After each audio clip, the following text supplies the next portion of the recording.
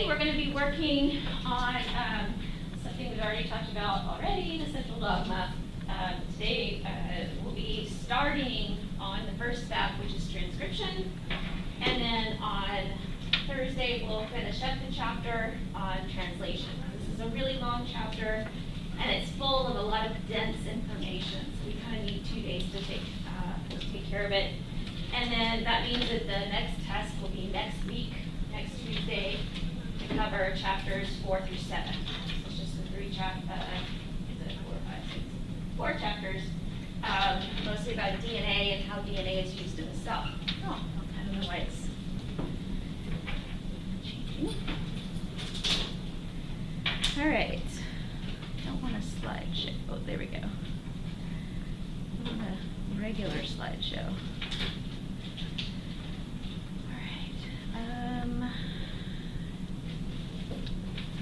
Why it's doing that. All right. Oh, I know why.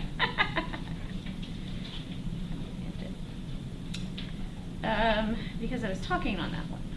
That's why. Let me pull up this one. All right. Oh, I was talking on that one too.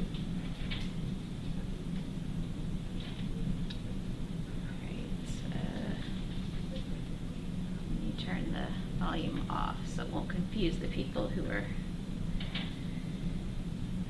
listening to the video. There we go. All right.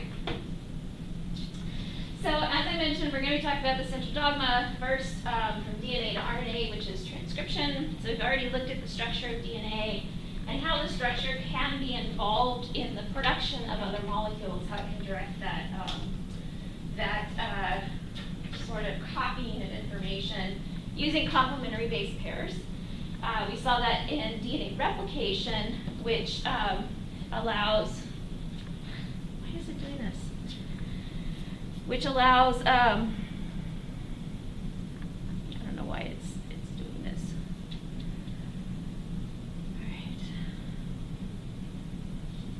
So, which allows it to make a perfect copy of DNA, and now we're going to look at it making a perfect copy in terms of RNA, which is a different chemical molecule altogether. And then next class period, we'll look at RNA to protein, which is the process of translation using the information to make up a gene product. And in between these two, we're going to talk about RNA as a molecule and certain types of RNA that are active in the cell as RNA. They don't even have to be made into protein to do something. And then we probably won't talk about the origins of life just because that's kind of out there. You know, it's still kind of being studied and all this stuff. And you may have heard about it alluded to, and I can't really add more to what you already know about it, right? Have they covered the RNA theory of life in your other classes? Y'all haven't heard of that? No, then I'll mention it towards the end. All right.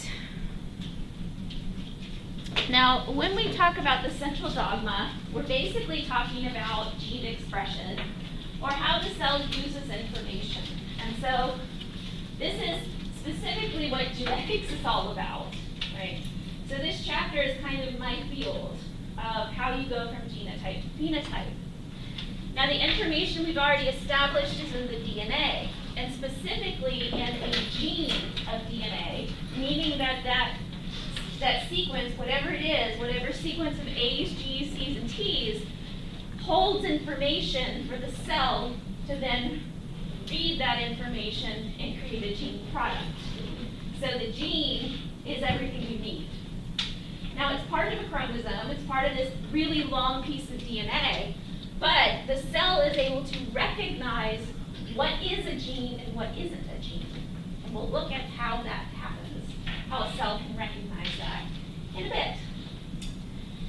Now, once the cell acknowledges what a gene is, recognizes the gene, then the cell can open up the DNA and use one of the sides as a template. So it even knows which strand is the right strand to copy. Remember, because the top strand is not the same sequence as the bottom strand. They're just complementary. They're not the same information. So the cell knows which strand is the right information. And then we get our RNA copy of one of the strands of DNA, which means that our RNA is single-stranded. And so if our RNA is single-stranded, then that means that it is vulnerable. So remember, the whole purpose of double-stranding is to protect the sequence. So this RNA is not going to be around for a long time. It is going to be there. I'm going to go backwards. It's going to be there as long as it's needed by the cell. And so there are special things that the cell can do to this RNA that protect it in a way that it will last long enough to make proteins out of it. We'll look at that as well. Now the third step in the information use is the actual translation into proteins. And so the cell is able to read this strand and make sense out of it and assign amino acids to make a protein based on this information. So whatever our nucleotides are, they are meaningful to the cell in terms of what amino acid to put next. Now the context that we're talking about, this process happens in the nucleus. This process happens in the cytoplasm out in the ribosomes. Okay? We're talking about two different places even in our eukaryotic cells. Now prokaryotic cells, everything's jumbled together, so it all takes place in the same place. Now, once we get to the protein, we've already seen how the sequence of the protein actually helps it fold. And so if the protein has a certain number of hydrophobic amino acids, it's going to be folded one way. If it has a lot of hydrophilic amino acids, it's going to be folded another way. And so all of that is dependent on what that RNA says. And what the RNA says is dependent on what the DNA says. Okay? So that's kind of where we are and what we'll be talking about during the 2 class sessions. Now, one thing we need to consider is that genes are not always on all the time. If all of our genes were expressed all of the time, then all of our cells would look exactly the same. They would do the same things. And so in a cell, you may have some genes that are transcribed in large amounts. So you may actually have lots and lots of RNA. And that is actually programmed as part of the gene, usually. And if it's not programmed as part of the gene, it's programmed as part of the chromosome. Other genes, for example, gene B, they don't transcribe very often, and so they don't make a lot of RNA. And so the more RNA you have, the more likely it is to get translated. So you may have kind of an exponential production of a lot of protein.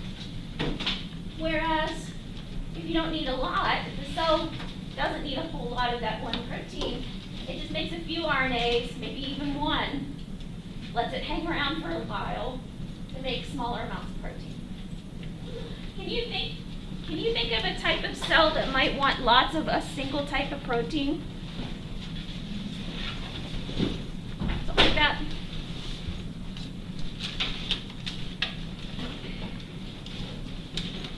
Anybody ever heard of fibroblasts?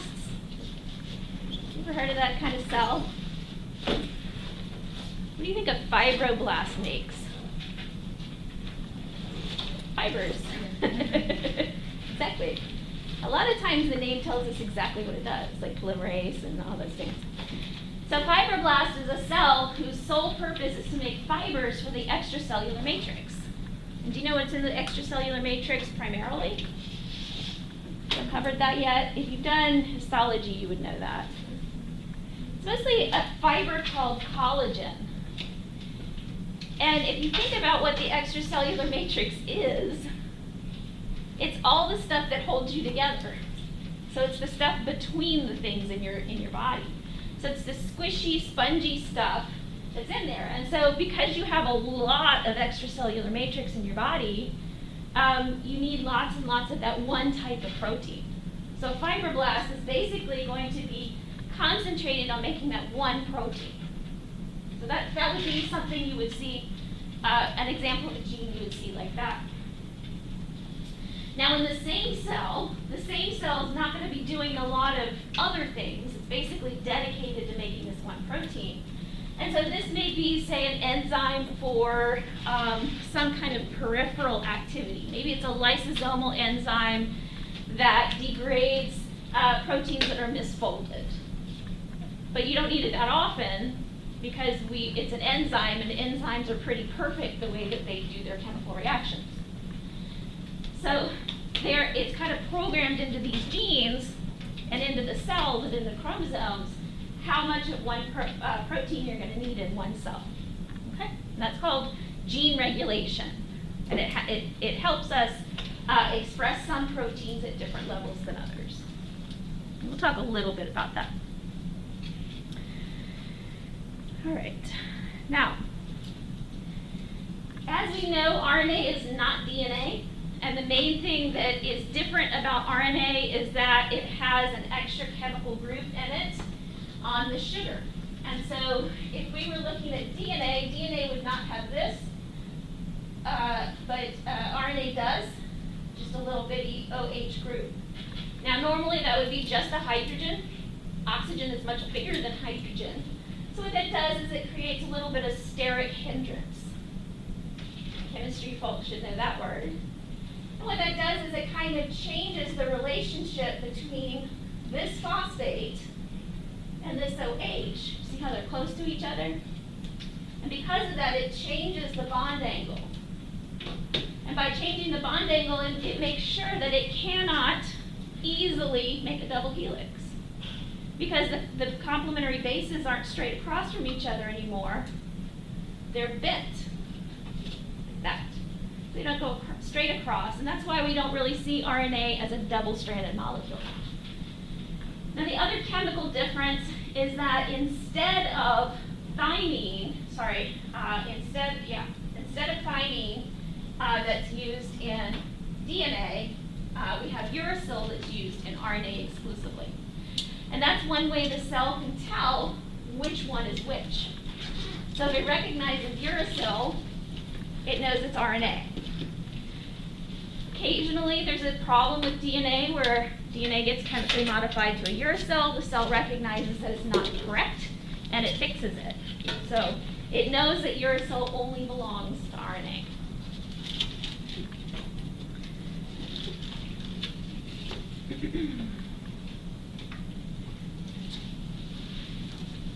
It's not moving. All right. Now, that being said, RNA is usually single-stranded. So when you see RNA that has some double-stranded structure to it, it's usually binding to itself.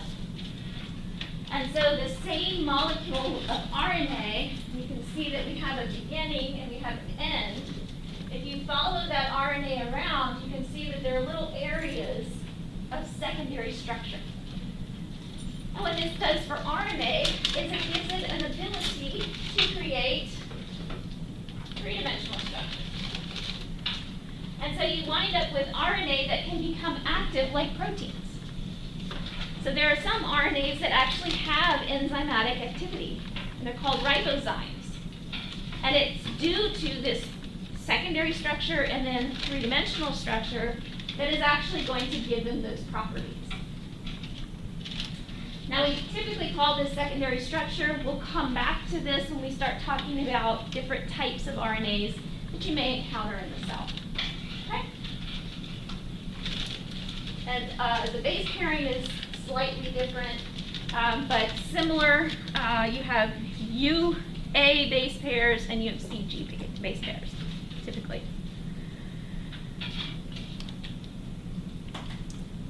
All right. So let's start talking about transcription. So in transcription, the cell has to recognize which strand to copy. Now, if you think about in DNA replication, if you separate them, the top strand is a template for the bottom strand, right? So you have the top strand and you make a new strand of DNA that's exactly the same as the bottom. Same thing for the other strand, we're making an exact copy of the top. Well, because we're only making one strand, we wind up with having one strand as the template and the other as the code. because we know that they're complementary to each other, if we use this strand as the template, then we're going to get that strand. And since we're only doing one strand, this makes sense. Because the only thing we're interested in is the information that is encoded in that DNA, and that information then gets kind of recoded into RNA, and then the RNA gets translated. So our transcript, which is the product, or transcript, which is the product of transcription, is then the piece of RNA that is identical to our coding strand. Right? And the coding strand just tells us if that's the right code. Now, how does the cell actually know which one is the coding strand and which one is the template strand? Somebody remember?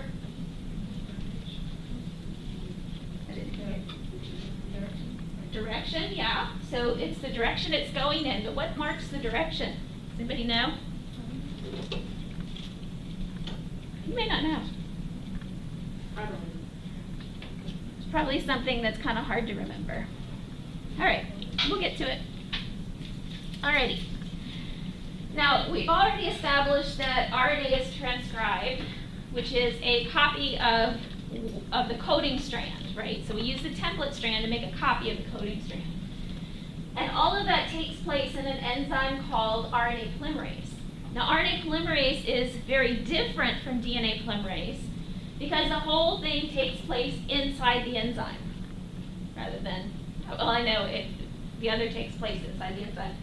But here we have both the opening of the DNA and the closing of the DNA within the whole enzyme. So it's a huge enzyme complex that's going to allow all of this stuff to go on.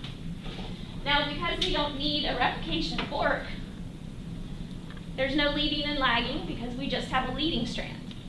So it finds the template, which is 5' to 3'. Sorry, I'm looking at the wrong one. So here's the DNA coming in. We have our template here.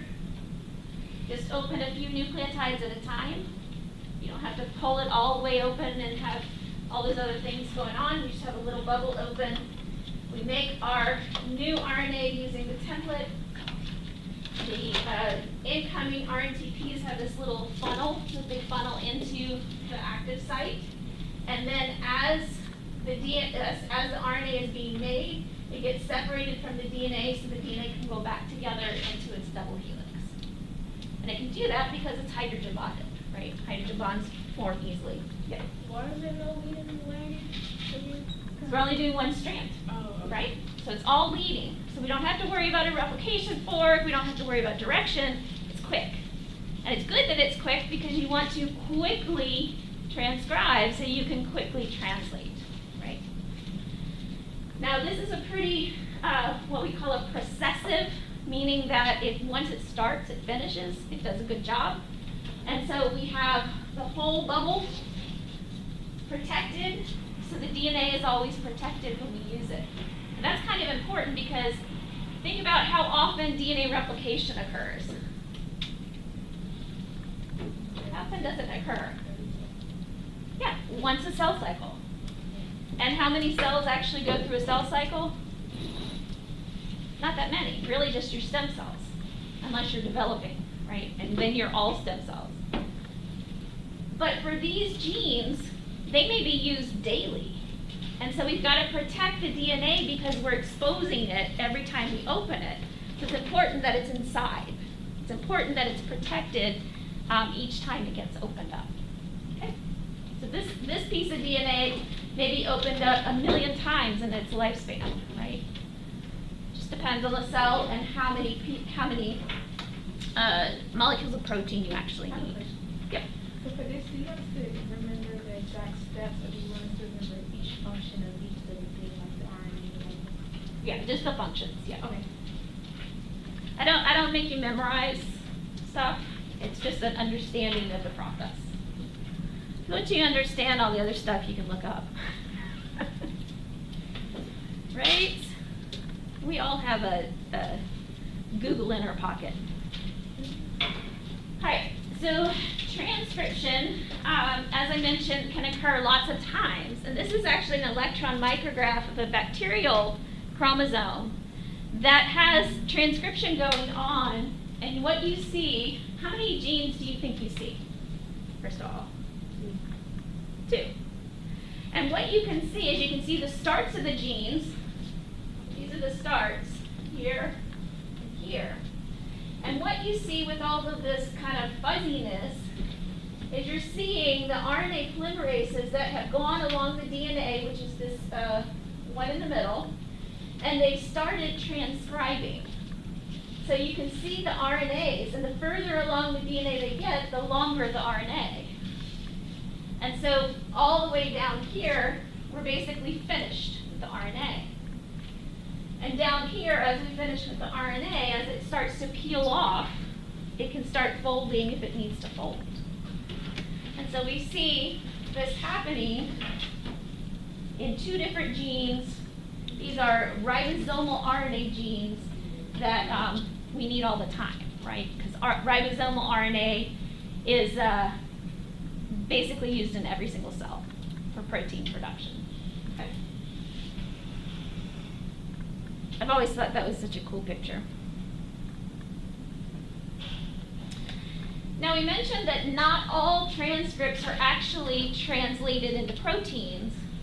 The only types of RNAs that are translated into proteins are mRNAs. So the cell must know that it's an mRNA and not another type of RNA, because if it tried to translate, say, a transfer RNA, it would get a junk protein, right? Because it's not meant for protein. It's not a protein sequence. So the only ones that we have that we make in a protein are these messenger RNAs. Now, the reason it's called messenger is because the RNA is a message. And in eukaryotic cells, the message has to leave the nucleus to go get translated. And that's why we've always called it messenger. It's carrying a message. A lot of students get that kind of mixed up with other RNAs because other RNAs do things that sound the same. Right? Now, ribosomal RNAs we've mentioned, we just saw a picture of 2 ribosomal genes being transcribed. These are going to be part of the ribosome. And remember I told you that some proteins can act as enzymes? Ribosomal RNAs have enzyme activity, and so in the ribosome it's actually the RNA that's doing the translating and not the protein part of the ribosome, even though there's lots of proteins and it's a huge complex. MicroRNAs are a special class of RNAs that we know about maybe for the past 30 years. These are very small pieces of RNA that can kind of latch themselves onto genes, so onto DNA and make like a triple helix, or they can latch themselves onto other pieces of RNA, make a double-stranded RNA that signals the cell that something's wrong with this RNA. And so what they can do is they can knock out other RNAs, or they can prevent transcription. There are different ways they actually work in the cell.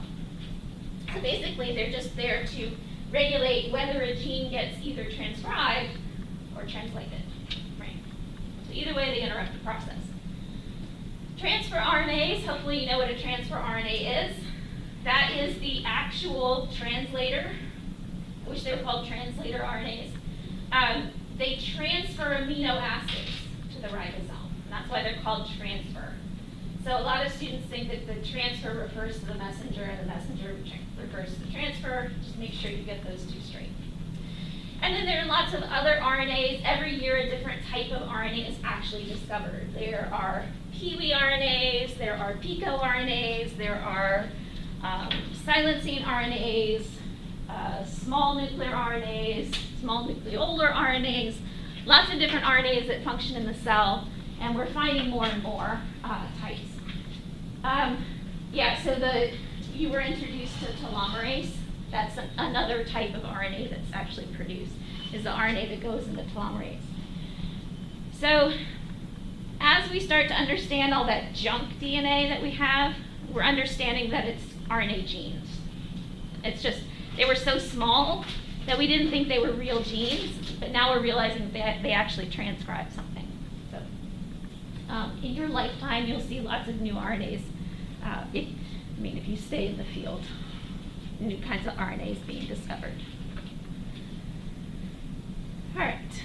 Now, how does a cell know where a gene starts?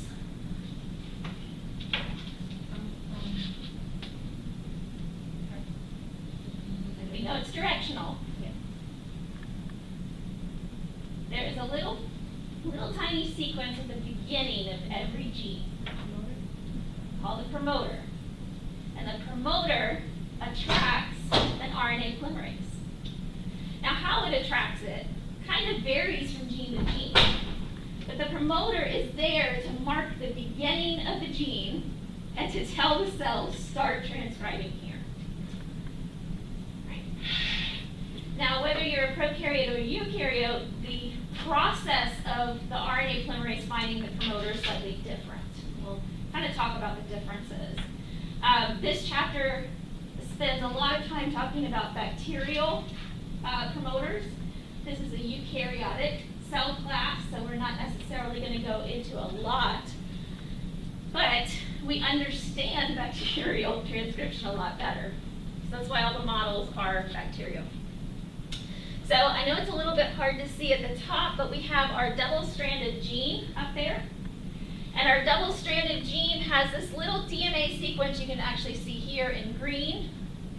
That's called the promoter. So this is part of the DNA, part of the sequence, part of the gene. So the gene includes this promoter. Now the promoter attracts a protein that's attached to the RNA polymerase. That's what that yellow ball represents, and you can kind of see it stuck on the green bar up there. That little circular, that yellow ball, stands for the sigma factor. The sigma factor is just a protein that recognizes this promoter. Now, this is for messenger RNA genes. So the cell knows that this is a messenger RNA gene because sigma is attracted to it. If sigma wasn't attracted to it, then it may be a promoter for a different type of RNA. Does that make sense? So it's always the interaction of the polymerase and the promoter that tells us what kind of RNA we're working with. So the promoter is the actual direction to the cell telling it what we're going to do with this gene. Okay. Kind of like when I stand up here and talk about the chapter at the beginning, right? This is what we're going to do. This is what this is. This is how we're going to move forward. That's what the promoter does. What is a promoter in lay language? What does a promoter do? That word, I know you've heard it somewhere else before. Like for a concert, for a boxing event, you got your promoter. They're trying to get you here. Come on, come in. What we have is really exciting and fun, and you want to be there. So a promoter gets you there. Okay. That's why it's called a promoter. Because there was already a job for a promoter, right? It's already a thing. All right. So come on to our promoter, come on to our gene. This is where we want you to start transcribing. So that's what sigma factor does, and it brings RNA polymerase to the beginning of the transcribed region. So this is where transcription begins, and so now we've oriented our RNA polymerase, because remember the bubble happens inside. We've got to get our RNA polymerase onto the DNA, and that's what we're doing here. So we create the little bubble inside the enzyme, and then once it gets started, that sigma factor is like, all right, I'm out of here. I brought you here. It's kind of like your Uber driver. Brought you here, got you settled. I'm going to go do something else now. So I can actually go pick up another molecule of RNA polymerase and find another promoter, or find the same promoter again. Right? Because we saw that picture where we had lots of RNA polymerases on the same gene. So once it gets started, it keeps going until it gets to the end. That's what this red bar represents. And so within the sequence, there's a stop sequence, a stop transcription sequence that's called a terminator. Right? So what's a terminator? It's a robot from the future that comes back and shoots everything up. Anybody ever seen that movie? It's kind of old for we actually watched it again the other day. It was kind of fun. I forgot a lot about it. But the terminator terminates, right? It ends the process. And so there's a part of the sequence that says, all right, we're done. You know, turn on the lights, everybody go home, right? And so everything falls apart. We have our RNA polymerase. We have our sigma factor can come back and pick up the same RNA polymerase. And you have your mRNA. Now your mRNA can then fold and do what it's supposed to do, or because we're talking about messenger RNA, now that piece of RNA is going to go to a ribosome. Now in bacteria, these happen together, these two processes. In a bacterial cell, once it starts, you're going to have a ribosome come pick it up. And it's going to be translating while it's coming out of the RNA polymerase. So transcription and translation happen together in bacterial cells. Makes sense because they're all in the same compartment. In eukaryotic cells, that mRNA has to get out of the nucleus because all this happens in the nucleus. We don't have sigma factor in eukaryotes. We have something that's called something different. Same role, same positioning. In eukaryotes, we have to process our RNA to make sure it gets out of the nucleus, to make sure that it survives the cytoplasm. So there's some other things that are going to be going on. But the minimum you need for a gene is you need a promoter, you need a start site, which is also called the +1 site, because it's the first nucleotide of the RNA. It's also called a transcription start site, lots of different things it's called. You have your region that's being transcribed, and you have a terminator. That's the minimum that you need for a gene. That's what a gene means.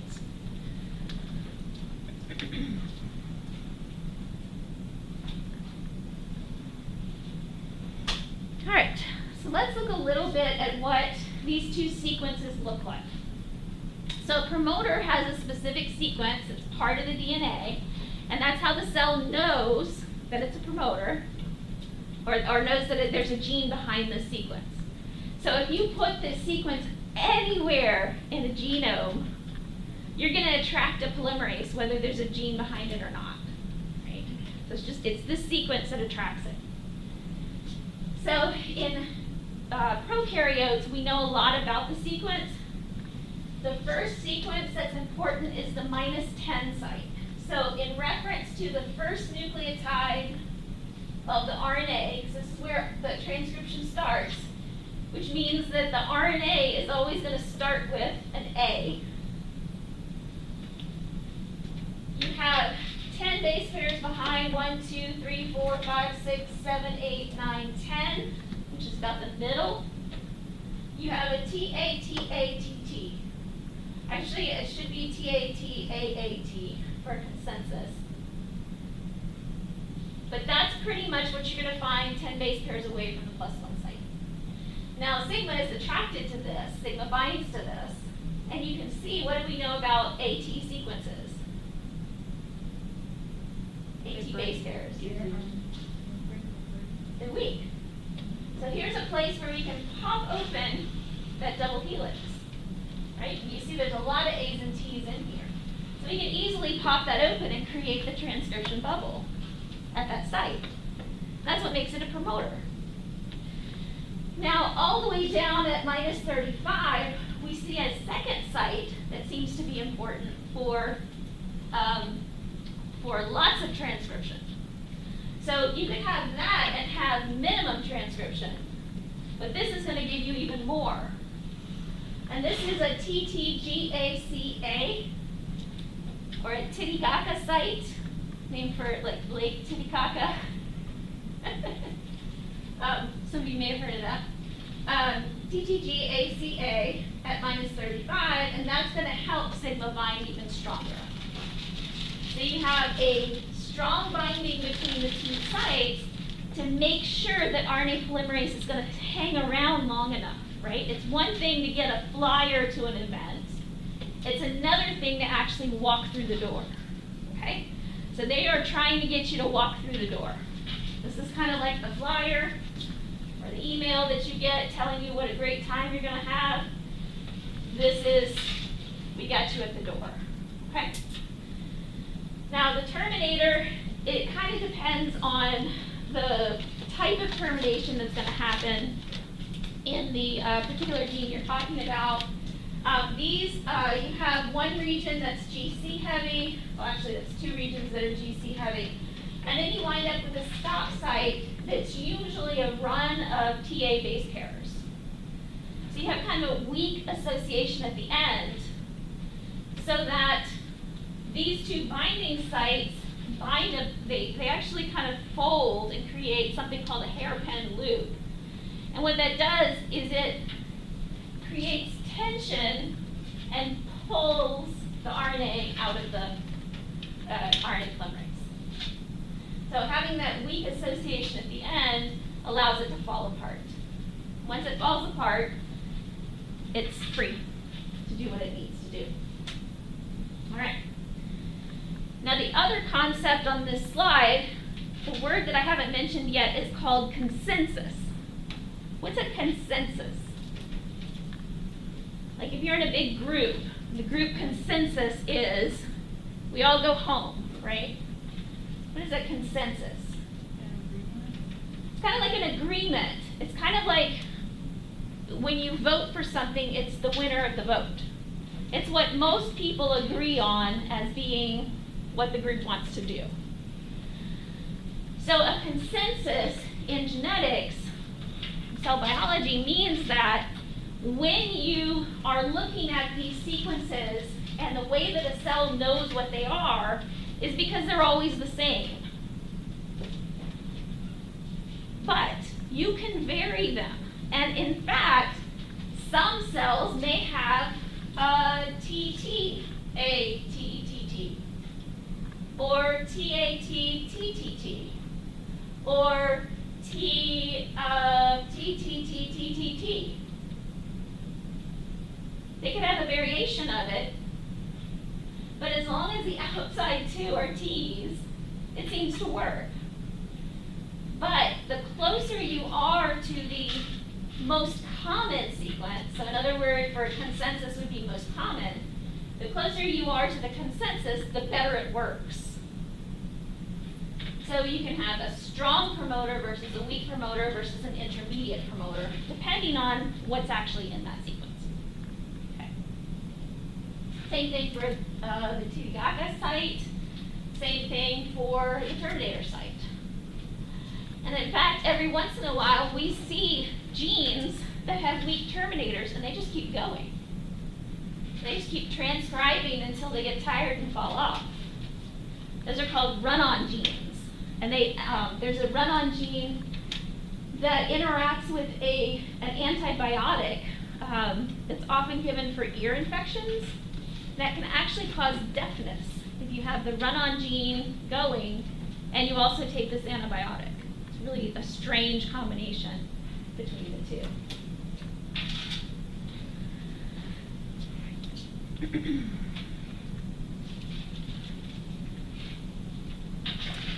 All right, now, as we already know, promoters are directional, right? And so we know because the Tata Box is going that way, we know that transcription goes that way. If the Tata Box is going that way, then transcription would go that way.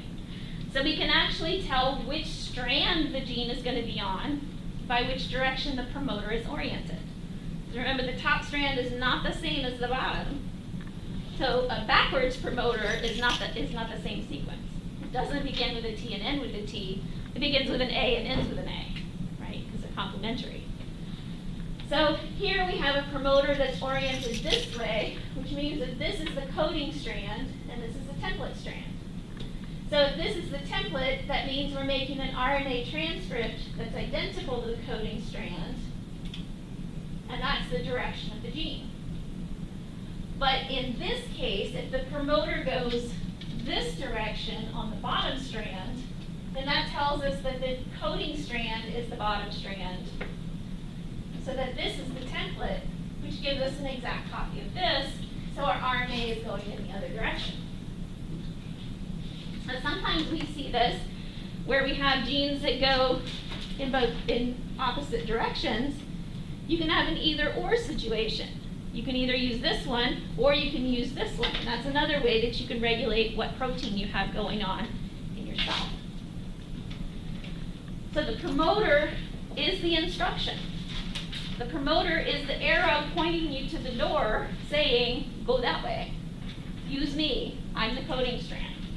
The promoter is very, very important to get transcription going.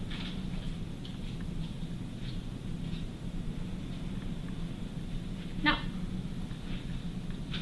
how does a promoter know what kind of RNA it's going to make? There are different polymerases that associate with different promoters. So if you're a gene that's going to become a messenger RNA, you're going to use one type of promoter, and that's going to tell the cell to use the right type of polymerase for making mRNA. And that would be RNA polymerase 2. Oh, it doesn't say mRNAs, it just says all protein coding genes. So there is a promoter just for RNA polymerase 2. But if you have a different promoter, it doesn't look like a Tata Box, it looks like something completely different, that's when RNA polymerase 1 will come in, and that's responsible for making ribosomal RNA. So totally different polymerase is going to help us make a different type of RNA, because this type of RNA needs to be folded as it comes out. This type of RNA has to be processed as it comes out. We'll talk about the processing in a bit. And then there's another RNA polymerase 3 that's mostly responsible for tRNA genes. So there's a special promoter for tRNA. So for RNA polymerase 3 and RNA polymerase 1, we know that they're not going to have these Tata Box promoters. They're going to have their own promoters. And so the cell knows what to do. Right? So that promoter is really, really, really important in instructing the cell what kind of gene we're talking about, what kind of product we're talking about, all this kind of stuff, where to go, what direction to go in, where to start. Very important in the whole process. Okay?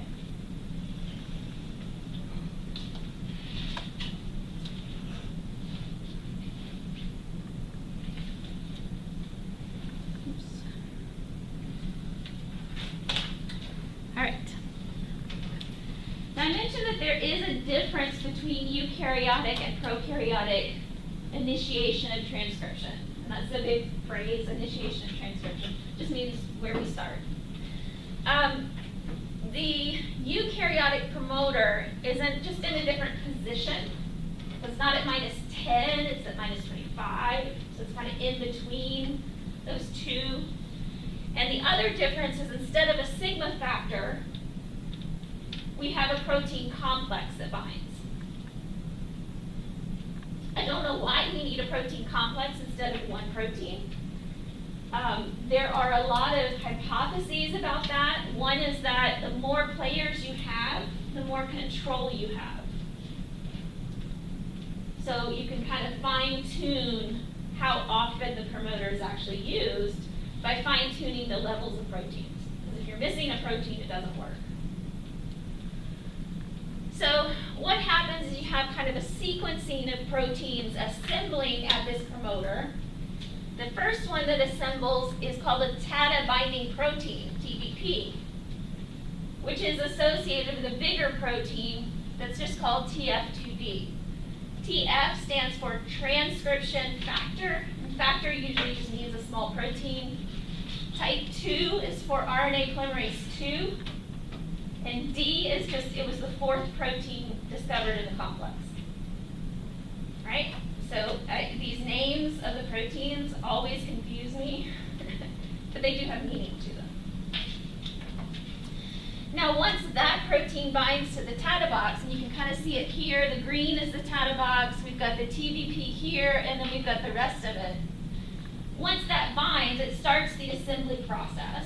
And so you just get a bunch of other proteins binding to make sure it stays attached to the DNA because RNA polymerase is coming. So they're basically setting the stage. This is your people that you send ahead of time for your arrival, right? This is the arrival team. And they're getting the arrival ready for the main player. And so you have all of these different factors that come in to attract the RNA polymerase. And specifically, because it's a Tata Box, it's going to attract RNA polymerase 2. So this is our protein that's going to be making, or this is our polymerase, it's going to be making our messenger RNA. Make sense? Because RNA polymerase 2 is for messenger RNA. RNA polymerase 2 recognizes all the factors that bind to the Tata Box. Now, once the whole complex is in place, then we can open up the transcription bubble and begin transcription. And so the polymerase starts transcribing, and once it gets past a certain point, all the rest of that falls off as it separates, as it kind of leaves. It's like, man, I got it, I'm gonna go into the party now, right? So it leaves and goes and does its thing, finishes transcribing until it gets to that terminator. Now, all of these things, you don't have to memorize the sequence, you don't have to memorize the proteins. You just have to remember that there is a protein that starts the whole thing. The TBP binds to the Tata, right? The Tata Box is important for starting the process. And then there's a bunch of stuff that binds that brings your RNA polymerase into position at that first nucleotide, that A, that +1 start site, that's going to be the beginning of that transcription. All right? And that is the initiation of transcription. This is just a diagram of the TBP protein. So this is the DNA, and this is the Tata Box right here. The TBP protein up here actually bends the DNA in a way that helps the replication bubble pop open. Sorry, I said replication. Helps the transcription bubble pop open because it's on this other side so that it's positioned properly in the active site of the polymerase.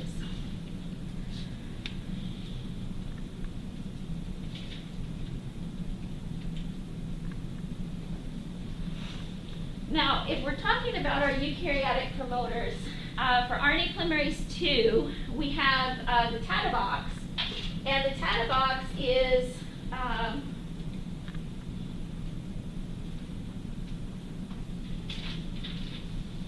over here, so minus 30, we usually talk about it at minus 25. Here we have it at minus 30. There's a little a box upstream that kind of goes with it. And then there's also another, so this is the +1, the first A of the transcript. There's also another one downstream that's sometimes used. It's not always used. It's sometimes used for promoters that you want to work really well. Now, so these are going to be your important parts of what we call the core promoter. So when the RNA polymerase binds, it's going to cover this whole area. It's that big. Right, it's at least 65 base pairs long. It's going to cover the whole region, and different parts of the complex interact with different parts of the DNA to have a strong connection, to have a strong response of beginning that transcription. Okay.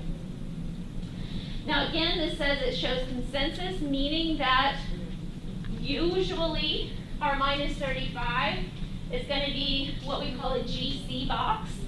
So we have either a G or a C, a G or a C, a G or an A, and then CGCC. So the CGCC has to be there, but these vary. The Tata Box is TATA, and then it can be an A or a T, and then an A, and then an A or a T. And that just means that you find A's and T's equally, and you find A's and T's equally. but this will be the strongest promoter. This will be the strongest promoter. This will be the strongest +1 site, and this will be the strongest +30 site. Okay. The consensus comes from lining up all these promoters and looking to see what's the most common base at each one of these positions, and it gives you kind of the strongest, the most common, strongest promoter of all. So if your promoter had all of these, then that means it's really good at transcription. It means it's very efficient and it transcribes often. If yours are kind of vary from the consensus sequences, that means that your promoter is weaker and it may not transcribe that often. Okay. And that's the one way that the cell can actually monitor levels of protein by monitoring levels of transcript. And the other cool thing about that is that if you mutate one of these, that can actually be a recessive allele, if you think about it, because you're messing with protein production. If you change the promoter so the promoter no longer works, then you can't have protein. So mutations don't have to be in the actual protein coding site, they can be in the promoter as well.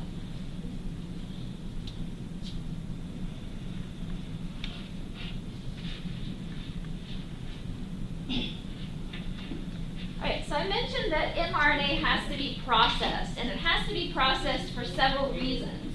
The first reason is it has to get out of the nucleus, which means that it has to be transported through a membrane, right? And so the nuclear membrane is a double membrane, but it has these huge pores on it, these pore complexes. And the mRNA has to have some kind of tag on it, so those pore complexes recognize that it belongs in the cytoplasm, that it shouldn't be in the nucleus. So the first thing is that we have to get it out into the cytoplasm. The second thing is it has to be recognized by the ribosome, because remember, only mRNAs get translated. So the ribosome has to actually recognize that this is mRNA. And so there are multiple modifications that take place while transcription is occurring. So this isn't an after process. This is during transcription. These are happening at the same time. Now the other thing has to do with gene structure. In eukaryotes, a lot of the eukaryotic complex genes have interrupting sequences within the coding sequence. And so we have this idea of gene structure where we have exons, which get translated, and we have introns that don't get translated, but they get transcribed. So we have to have a way to get rid of those interrupting or intervening sequences that we call introns. So there are three basic modifications that occur. The first one is called a 5' cap. So what happens is that on that A, that is the first nucleotide of the transcript, remember the +1 site?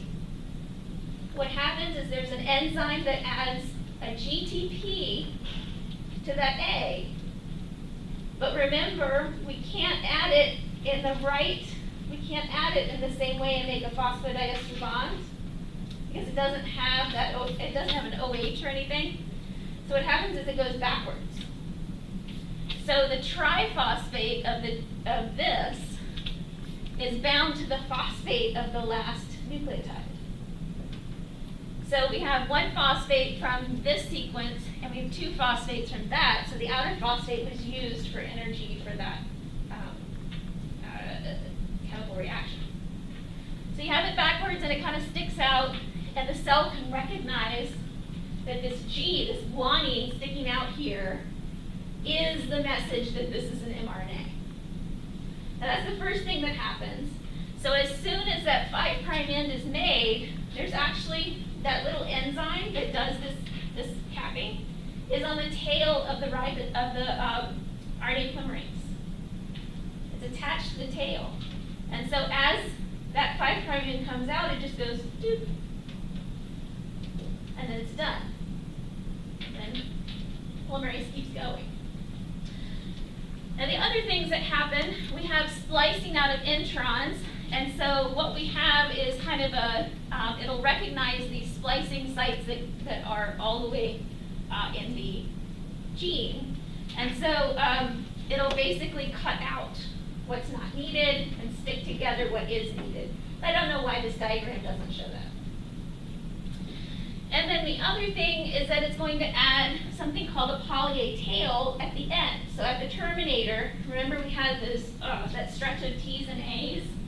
There's also a signal to put a bunch of A's on there. And that's an enzyme called a poly A polymerase. So it just sticks A after A after A after A after A. What's the source of those A's?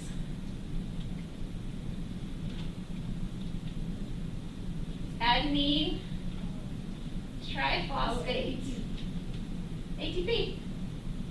It just adds a bunch of ATP to the ends, uses the energy of the ATP, and they become AMPs in a long line.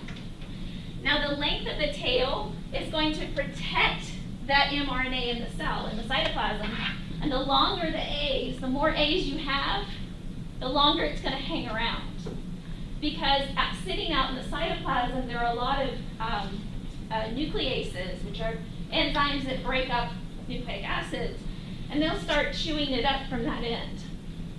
And so the more you have, the longer it takes to get through the tail. And once the tail is gone, then it starts chewing into the actual transcript.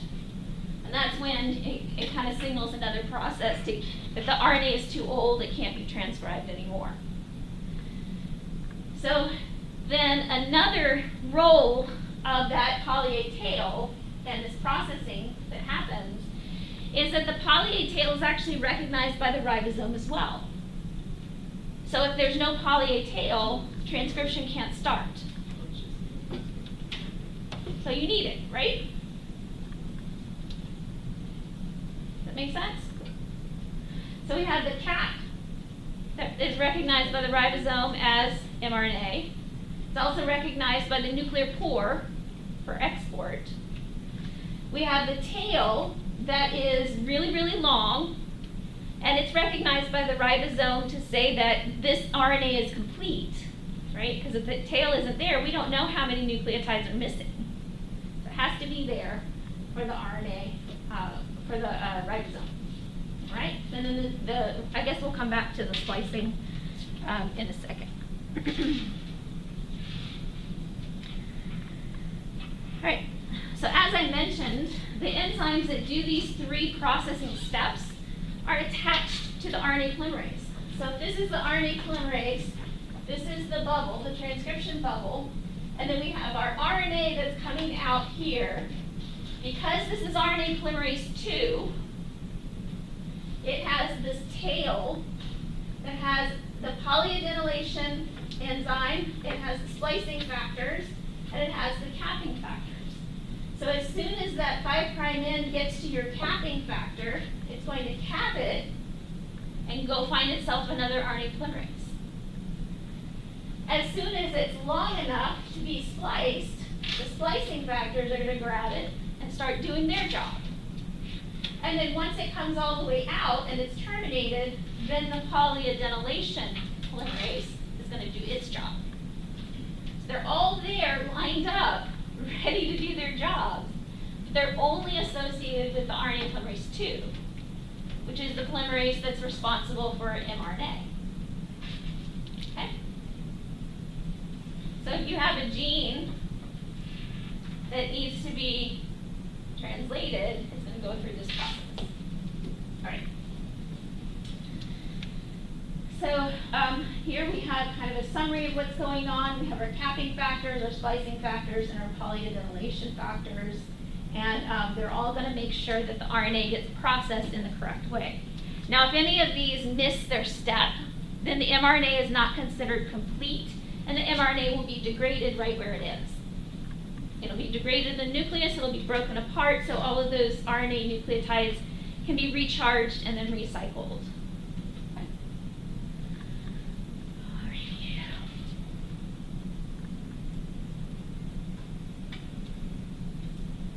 And this is a closer look at that 5' cap As I mentioned, our guanosine is backwards. So if this is the end of that RNA, this is your first nucleotide, your adenine. We just add that triphosphate onto we add a diphosphate onto that phosphate that's up at the end to create that 5' cap. And what it really does is it actually kind of hydrogen bonds back and creates kind of a ring structure so that it kind of protects that end as well as being a recognition site for both the nuclear pore and for the ribosome itself. Right? So we use up GTP, and then we use ATP for the tail. All right, now we get to the idea of the introns and exons. Now, introns and exons are unique to eukaryotic genes that don't exist in bacteria. Like bacteria, we do have some genes that do not have introns. They tend to be very small, and they tend to be very old genes, ones that we got from the same ancestor as bacteria and have never been modified. There's an enzyme called glyceraldehyde 3 aldehyde dehydrogenase. That's a glycolysis enzyme that has no introns. And it makes sense because glycolysis is a very ancient process. So for a bacterial gene, we just start, transcribe, terminate, and we're done. But for eukaryotic genes, because we have a special promoter that attracts our Rna Polymerase 2, then this is going to be a messenger RNA eventually. And so what happens is the DNA gets transcribed all the way through. Because if you had to interrupt transcription to get rid of these introns, then you might not ever finish it because the RNA polymerase would have to pop off and then pop back on, and that would be a little bit more difficult. So it's easier for the cell to transcribe the whole thing and then process it later. Now the cool thing is that we're starting to learn that some of these introns are actually just RNAs that are used in the nucleus. So, for example, there may be an RNA that's in this last intron that when it's cut out, it goes back and regulates the same gene. We see that a lot. It's kind of a feedback regulation. So if we have too much of the transcript, it's going to shut it down, which is really cool if you think about it. So we have our gene structure. The red parts are what we call the exons, which include just the coding region, so just what's going to be translated. We need to get rid of the interrupting stuff. If we translated the whole thing, these would be garbled. It wouldn't really make anything worthwhile. And sometimes a common mutation is accidentally including an intron, which creates a new protein. And that can cause like a dominant negative type situation where you have a protein that you don't want. All right, so let's look at, okay. So if we look at a typical eukaryotic gene actually has more extra DNA than DNA that's needed, right? So it has more introns and exons. Sometimes this is just the result of an old viral infection that we still carry.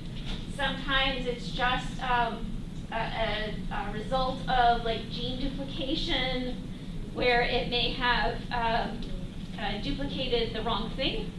And so we just have a way to cut those out. For example, here's a small gene, the human Beta-Globin gene. Hopefully you know what Beta-Globin is for.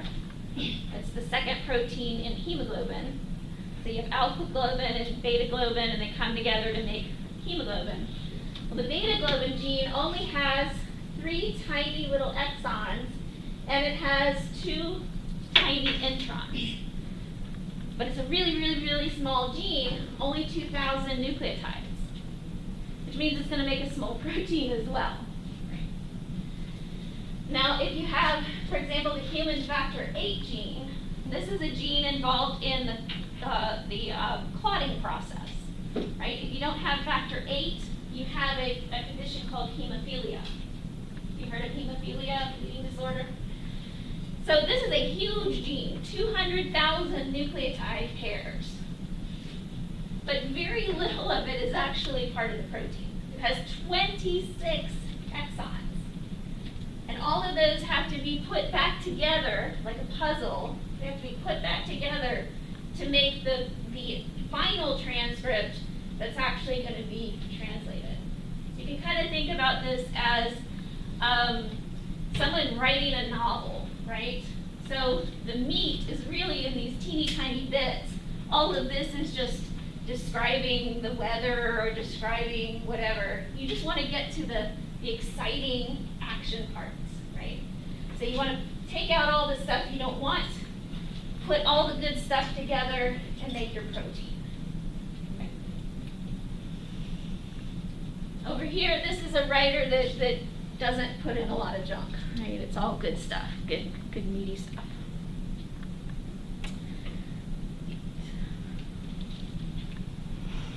Now, how does a cell know what's an exon and what's an intron? Well, at the end of every exon, there's a little, it's called a dinucleotide. There are two nucleotides that say there's probably an intron coming up. And that's this AG. So at the end of this exon, we have an AG. Now, at the beginning of the intron, so if the cell was right to look for a splicing site, then it would be GU. R stands for any purine, so either adenine or guanine.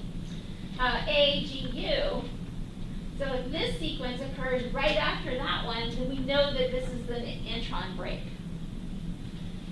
And then in the middle, the very middle of the intron, there's going to be an A. That's called a branch site. That's important in the splicing process. And then at the end of the intron, we're going to have a bunch of pyrimidines, which are T's and C's. And then we're going to have this any nucleotide CAG, and then we know to look for the G for the next exon. So this becomes the site at which it gets broken between the two G's. And what happens is between these two G's, it gets broken, and then because of this middle bit right here, this branch point, what happens is it kind of pulls it out, and that brings these two sides together like this, and then they stick together. And it's a quick process. As long as they recognize the site, as long as the cell does the machinery recognizes the three places, then our intron can be removed precisely. And what that does is it leaves us with an AGG, which marks where the intron was. And so when we're looking at mRNA, we can actually tell where the introns were. Cool. Now we follow something called the G-tag rule. So this would be GT in the DNA, because uracil replaces T. And the AG over here at the end. So most splice sites, most primary splice sites for messenger RNA are going to follow this GT-AG rule. Right? Now, if you mutate one of these splice sites, say you change this G to a C, it wouldn't work. And what you would have is you would just have a run-on, you would include the intron in your protein, and depending on if the protein is actually, the intron is actually kind of in the same frame, and if there are no stop codons in there, then you can get a long protein, a longer protein. But sometimes there may be a stop codon in the intron, and it would basically stop your protein early. It's called premature termination.